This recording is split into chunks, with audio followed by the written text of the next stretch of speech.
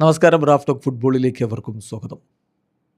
ഫനലിസിബ പോരാട്ടം ക്യാൻസൽ ചെയ്തപ്പോൾ അർജൻറ്റീന പകരം കളി വച്ചിരിക്കുന്നു ഗോട്ടിവാലയുമായിട്ട്.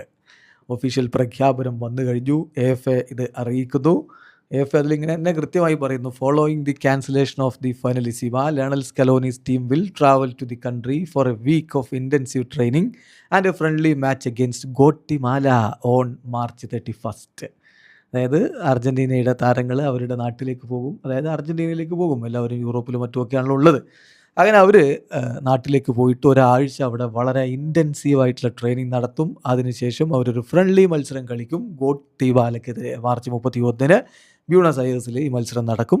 ട്രെയിനിങ് ഷെഡ്യൂളും അതുപോലെ തന്നെ സ്ക്വാഡ് ലിസ്റ്റുമൊക്കെ, ഫിഫ വിൻഡോക്കുള്ള സ്ക്വാഡ് ലിസ്റ്റുമൊക്കെ വരും ദിവസങ്ങളിൽ അനൗൺസ് ചെയ്യും എന്നും ഇപ്പോൾ അർജൻറ്റീൻ ഫുട്ബോൾ അസോസിയേഷൻ ഒഫീഷ്യലി അറിയിക്കുന്നു. ഏതായാലും അർജൻറ്റീനയെ സംബന്ധിച്ചിടത്തോളം ഒരു വമ്പൻ മത്സരം കളിക്കാനുള്ള അവസരമാണ് ഇവിടെ നഷ്ടമാകുന്നത്. സ്പെയിനിനെ പോലുള്ള ലോകോത്തര ടീമിനെതിരെ മുട്ടുന്നതിന് പകരം ഒരു ഗോട്ടിമാലയെ പോലുള്ള ടീമിനെതിരെ കളിക്കേണ്ടി വരികയാണ്.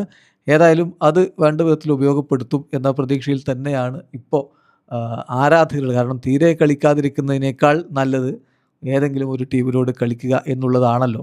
ഇതിൽ ഇപ്പം ഉയർന്നു വന്നിരുന്ന ഒരു സജഷൻ എന്ന് പറയുന്നത് ഒന്നുകിൽ അർജൻറ്റീനയുടെ തന്നെ അണ്ടർ-20 ടീമുമായിട്ട് കളിക്കുക, അല്ലെങ്കിൽ ഏതെങ്കിലും ഒരു സെൻട്രൽ അമേരിക്കൻ രാജ്യവുമായിട്ട് കളിക്കുക എന്നുള്ളതൊക്കെ ആയിരുന്നു. ഒടുവിൽ അത് ഗോട്ടിമാലയാണ് എതിരാളി എന്ന് തീരുമാനിക്കപ്പെട്ടിരിക്കുന്നു. വീഡിയോ അവസാനിക്കുന്ന ഫുട്ബോൾ ലോകത്ത് കൂടുതൽ വിശേഷങ്ങളുമായി റാഫ് ടോക്സിൽ എത്താം.